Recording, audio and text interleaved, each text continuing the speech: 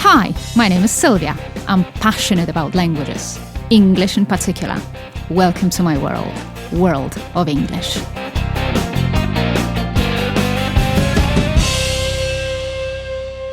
Hi, listeners of the World of English podcast. It's our ninth episode, and the time has come to talk about business. A little bit, at least. To be precise, what we'll be talking about today is how to deal with a foreign client. There is this conviction that a foreign client is good or better. I don't know whether that is so or not, but what I know is that foreign clients bring in this novelty into the company. They bring in new challenges, and it is very good for a company to attract and to win foreign clients, because definitely it means that the company is developing, is growing, and this is what every entrepreneur would like to see for their own companies. Of course, the things that we'll be dealing today, they are connected with the language, with English, because many people speak the language, but for some reasons, and we're going to discuss them today, for some reasons when they are faced with a foreign client, they cannot show what they know, they cannot shine through, and definitely they've got this problem how to convince a foreign client to choose their company or their services. What we're going to talk about is the typical problem or problems that I have observed when working with different companies. We are going to discuss common mistakes, linguistic common mistakes. I'll also try and give you some tips how to avoid them. There will be some tips how to stop copying phrases straight from Polish language. There will be introduced some proper phrases, which perhaps will help you to win the client or to survive. And we are also going to talk about pronunciation. You know me, I have repeated the word on many occasions. I have repeated how important it is to present the language in the proper way and to use proper pronunciation, to know how to pronounce the words in a proper way. But as I said, we'll start with the very beginning, and we'll start with a typical problem. So my experience tells me that the greatest problem that people face, or the greatest problem that people have, is this feeling of being afraid of speaking or how to talk to other people, especially when this is a foreign client. So it is not a chit-chat, it is not just some random discussion over lunch, but it is some serious discussion which may or may not result in winning a contract. And my experience tells me that most people are afraid because they don't believe in their skills. So a great number of entrepreneurs who run their own companies, they have learned the language for at least a few years. So they know basic structures, they know basic expressions, they know grammar. But when it comes to speaking, they feel that they are unable to do it. So my advice is, please believe in your skills, really. Don't get scared. And what I also know, or what I also have observed, is that when there are those two people who want to enter a conversation in English, believe me, what they want to do is they want to be successful, like both of them. And even if you make a slight mistake, a little mistake, it is not the end of the world, because nobody is going to judge you on your speaking skills. Rather, you will be judged on how good you are in negotiating, how good you are in presenting your offer, how good you are as an entrepreneur. Of course, when there is money on the table, if your language is better, the chances are you stand a greater chance that you will win the contract and you will win the client. This is obvious. So what we're going to do here, or what my advice is, that you have to try and learn the language and try and work on it and try to produce as good a language as it is only possible. So the problem of not believing in your skills results in stuttering. People stutter when they repeat the same words, or they when they are actually unable to say proper words because they are so afraid. You also start to shake. That also leaves a very bad impression. And what is even worse, and that can happen, you forget like completely what you want to say or what you have learned so far. Please don't do it, and please just tell the client what you tell them, and probably you will be all right. But when we come back to this great client, when we come back to this money on the table, as I introduced the phrase, when there is money on the table, you need to impress this client with a good command of English. And this good command of English means that you have good knowledge of the language. And if you can impress the client with a good command of English, the chances are that you will win the contract. So let's say, right, that there is this foreign client who knocks the door of your office, or who sent you an email, or who calls you, and they want to start this cooperation. They are interested in your offer and they are interested in your company. Let's discuss now the most common mistakes. So the things you cannot do if you want to make this great impression. So first of all, what I've noticed, what I have seen on many occasions is adding the right, or n, in front of many words, and it is not treated as some grammar aspect, but it is treated as a breathing space. That is very interesting. But you have to remember that the article a or n has a very special place in English. It has a very special place in the sentence, and it is all right to use it in front of a noun that is countable. So that can be a deal or a contract or an office, but with plural nouns, that is absolutely not acceptable. And I've heard that. I know that people use it, but they don't use it because they think about it and because it is very conscious, but they think that this is some breathing space. It is not. It is not a breathing space. Please remember about this. So you cannot put a or an just anywhere you want, anywhere you wish. That is a mistake.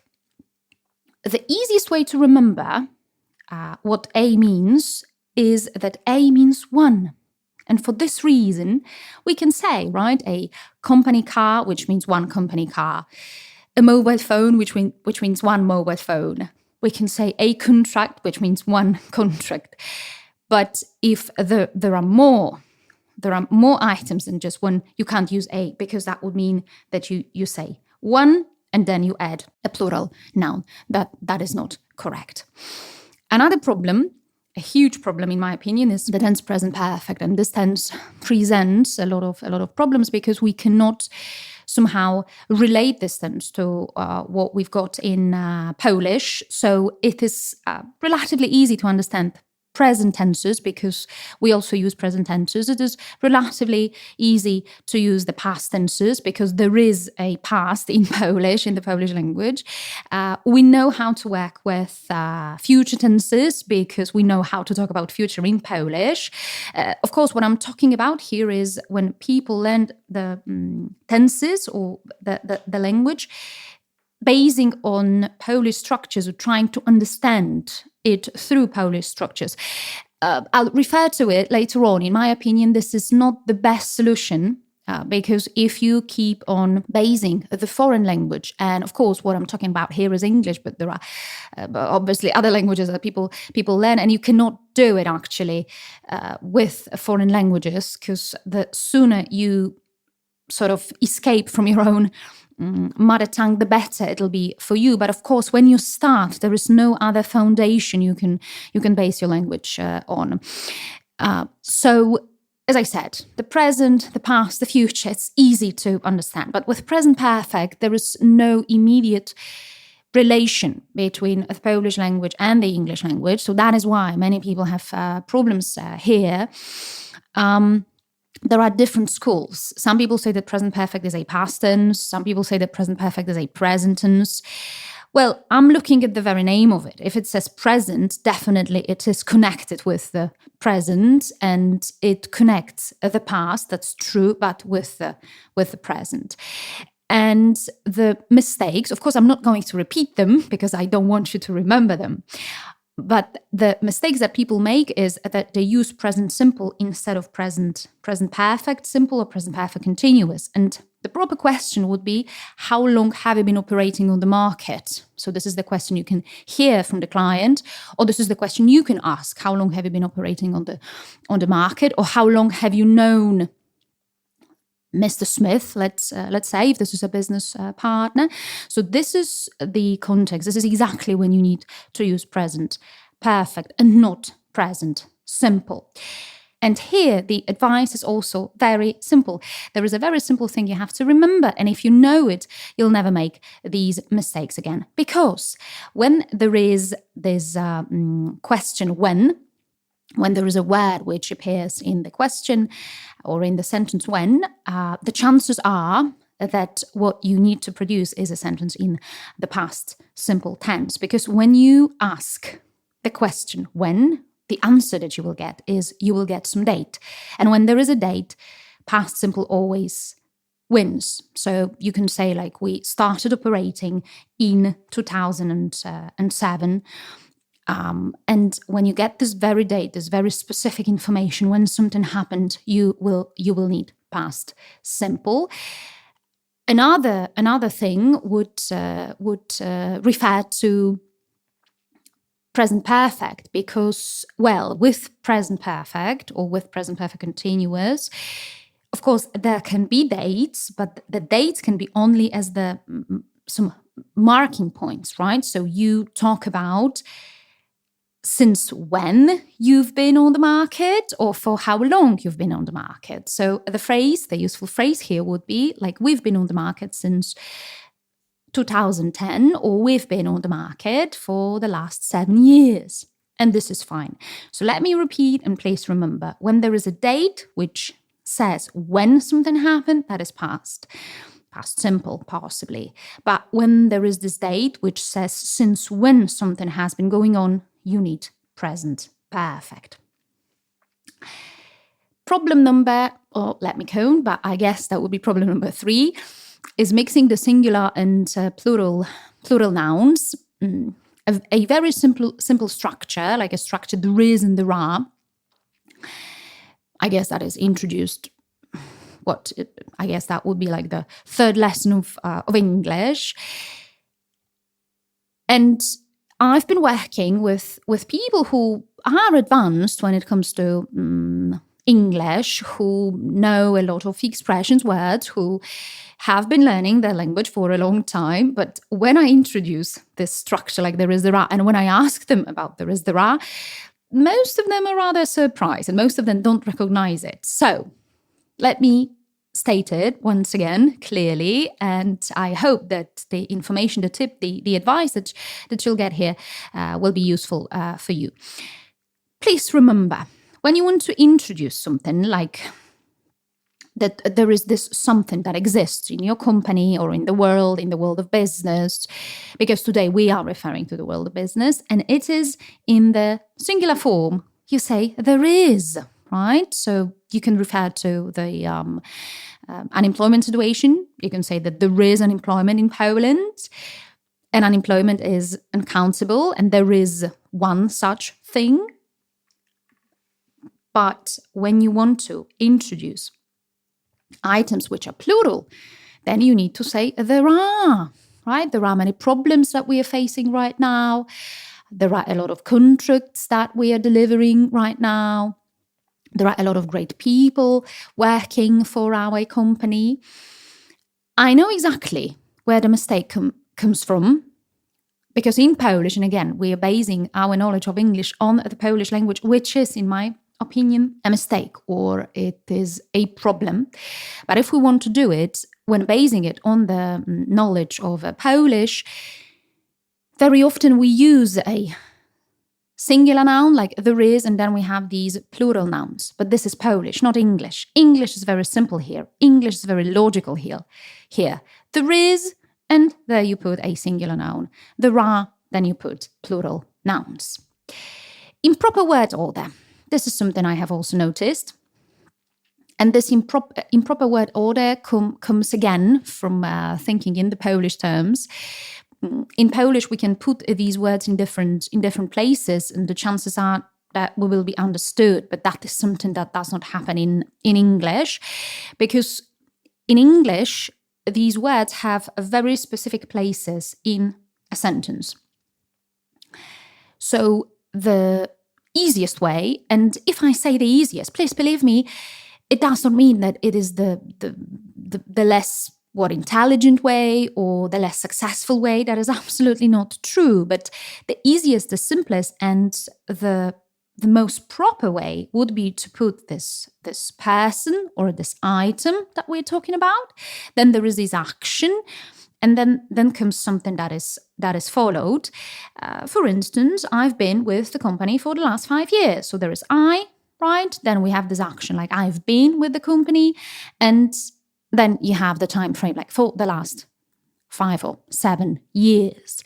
Another problem with the word order is the question. So when you ask these direct questions and you want to ask the client direct question, well, most people know how to do it, yeah, because they know the structures, they know the tenses. So if you want to ask a question in present simple, like how do you like Poland, for instance, because this is their first time or the second time they've been to Poland, they know how to do it. Yes, how do you like Poland? How do you find the country? You can ask a question in the past simple, for instance, like when did you come, or how was your travel? How did you travel to Warsaw, let's say? But the problem is when you are introducing questions that are not direct. So, for instance, there'll be like a question. Let me tell you how we deliver our service to the customers. And this "let me tell you" is this introduction. So we're waiting, so to say, for acceptance that we want to tell this person about something. But then when you say like how we deliver our service to the customers, it is not a question. So here you need the word order that is typical of sentences and not questions. How we deliver our service to the customers. If you want to ask a question like that, then you would need like how do we deliver our service to the customers? But in a sentence, when it is this indirect question or indirect sentence, you need just a regular word order. So let me repeat. That would be the proper sentence would be, let me tell you how we deliver our service to the customers.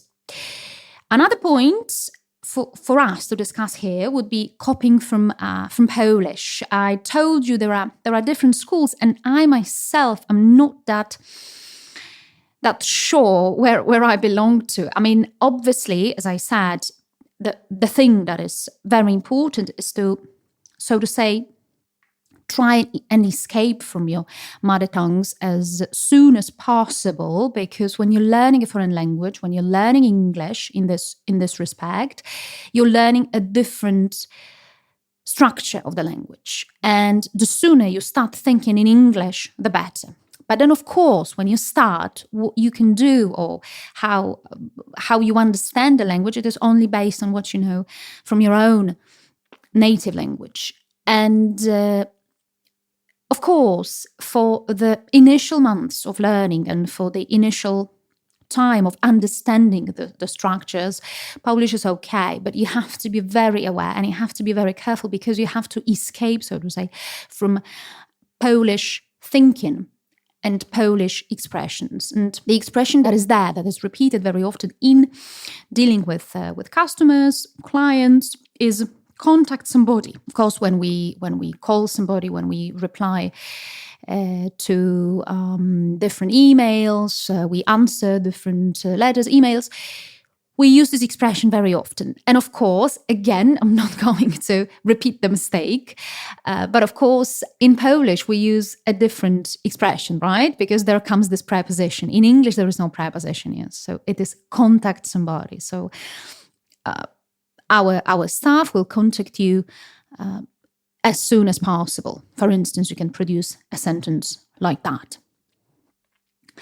Right, so when you know these most common mistakes, or the mistakes that I've observed, I've experienced in business English or in dealing with a foreign customer, I'd like to introduce a few phrases that will help you to survive the conversation if you need the word to survive, because I'm pretty sure that most people, after some time, when they just warm up, they will have this great pleasure derived from talking to a foreign customer, even more so when at the end you realize that you have managed to convince the customer, you have managed to win the customer. Then that would be this fantastic feeling.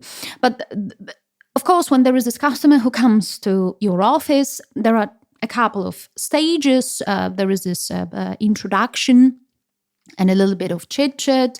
Then there is this presentation of the company. And then there is this closure, so to say, if there are questions, if there are any more issues to discuss. And the thing that you ask or you offer to your client the first moment, the moment they enter your office, is the drink, obviously. The action may belong to you, so it is you personally, like the owner of the company, who does it, but it can also be the action delivered by a secretary. Either way, right? Whoever asks the question, which is obviously, would you like a cup of tea or coffee? The simplest, very, very well functioning, but you have to be prepared for an unexpected or a surprising answer. And once I've experienced something like that, so there was a foreign client visiting a company, and of course because that was a man, he was asked whether he would like to drink a cup of tea or coffee, and yes, he replied. He said yes, with a splash of milk. This is what he added. And there was this commotion, there was this surprise in the office, because what the people expected was just a simple yes or no, or coffee please or tea please, but then the person added with a splash of milk. Of course, everybody understood what this splash of milk was and meant. And please, that's my other advice, please don't panic. Very often you will understand what the client said from the context, and even if you don't, you can always ask this person to repeat. Excuse me, could you repeat, please? Because I'm not quite following you. That is all right. Believe me, that is perfectly all right. With this expression, with a splash of milk, it turned out that it was so visible, so memorable, that everybody in the office remembered this. And there were jokes afterwards. Would you like some coffee? Yes, with a splash of milk. So this is the introduction. Yes, you offer something to drink. Then you tell this person, the client, to follow you. You show the room. Most often it could be the conference room. You ask the person to have a seat, and then you start talking. The presentation of the company, of course, in the presentation of the company, you would need a lot of phrases, but basically you would like to inform the client what you deal with. So our company deals with online marketing, let's say. How long you've been on the market. So we've been on the market since 2010, or we've been on the market for the last 7 years. Then you want to introduce the offer, present the offer to the client. So you can just say, let me present our offer to you, and please be careful with let me, right? The mistake that is often made is this to that is added there. There is no to. Then you promise, because the promise must be there, must come. You promise that you will do your best, your company, you as an entrepreneur, you will do your best. And I don't know if you know, but there is this more advanced expression of it. You can say, we will do our utmost to deliver the best service to you. If there is this need for some references, you can say that you would like to familiarize the client with your references, because it works very well in business when there are other people who can confirm your services, who say, yes, they are good. Yes, you can trust this company.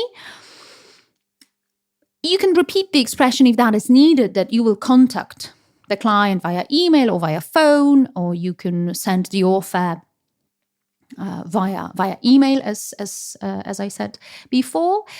You can also ask if there is anything else you can do for this person, for the client. And then, of course, it all depends on the conversation. It all depends how it is going. But then you can move on to some chit chat, which is this just regular discussion about different things going on in your life. So it'll not be strictly connected with business, but it can be connected with your family, with your hobbies, with things going on around. The final point that I'd like to discuss today, and the final thing I'd like to present to you, is the pronunciation. Yes, I have reintroduced the expression many, many times, but I am this pronunciation freak. Believe me, you need to know how to pronounce words. Otherwise, the impression that you want to make will not be as good as it could be. I will introduce just a couple of words that you can use in dealing with a foreign client, in talking to them. There are many, many other expressions, but what I want to draw your attention to is this being very suspicious. So please be suspicious. When there is a new word, always look it up in a dictionary and find out how the word is pronounced. Otherwise, you'll just be guessing what could be the proper way. Expertise. Expertise means it is a combination of knowledge and experience. And it is very good if people working for your company have expertise, if they have gained expertise, if you have expertise. And the proper way to say it is expertise, no other way. Just remember that would be expertise. Then there is a word report. Report means this good relationship or this good relation and something that you've built with your customer. So exactly, you build rapport with clients, with customers. Certificate. I wonder how many times you've heard a different way of pronouncing the word with different sounds at the end. Certificate, the proper way. So, like, I hold a certificate in English. Let's say it if you want to prove your skills to the client. The very last one, I guess the nicest one, is comfortable, because we all love comfort, and you can also promise this comfort or some comfortable experience to your client. But please remember, it is comfortable. No other way. I say that there is no table in the word, so it is comfortable. Right, I hope you have spent some fine time, and I hope you have acquired some useful information, and the next time the foreign client comes to your company, you'll be much better prepared. Goodbye.